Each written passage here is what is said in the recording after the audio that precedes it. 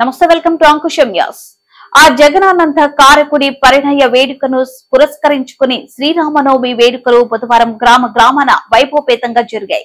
శ్రీరామ ఆంజనేయ స్వామి ఆలయాలు భక్తులతో కిటకిటలాడాయి. శ్రీరామ నామస్మరణంతో ఆలయాలు మారుమ్రోగాయి. కొత్తపేట నియోజకవర్గ పరిధిలోని అన్ని గ్రామాలలోనూ ఆలయ కమిటీలు, గ్రామ పెద్దలు ఆధ్వర్యంలో సీతారాముల కళ్యాణం ఘనంగా జరిగింది. కొత్తపేట శ్రీరామ్ నగర్ లో మామిడిశెట్టి సోమరాజు, రామకృష్ణ, గోవిందు సోదరులు దంపతులతో సీతారాముల కళ్యాణం ఘనంగా నిర్వహించారు. వేద పండితులు పిడిపర్తి రవికుమార్ బృందం వేద మంత్రాలతో కళ్యాణం గమనీయంగా చేశారు.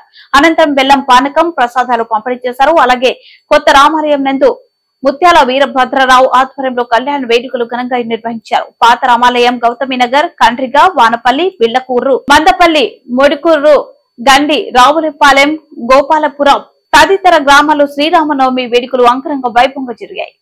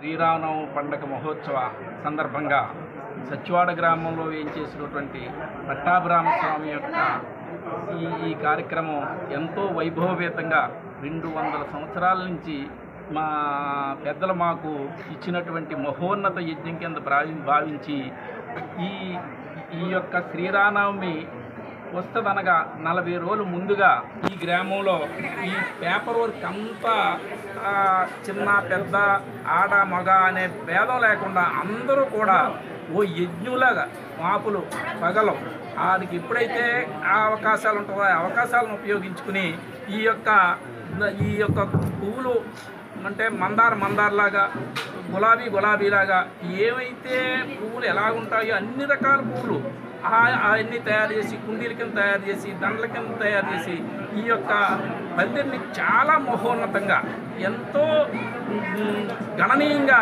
తయారు చేసి ఈ కళ్యాణ మహోత్సవాన్ని ఎంతో భక్తి శ్రద్ధతోటి చేయడం అన్నదే మా పూర్వీకులు మాకు ఇచ్చినటువంటి మహోన్నతంగా మాకు భావించి మేము ఈ కార్యక్రమాన్ని నెరవేర్చుకున్నాం.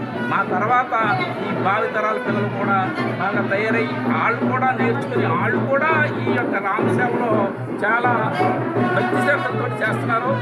ఇలాగే ప్రతి సంవత్సరం కూడా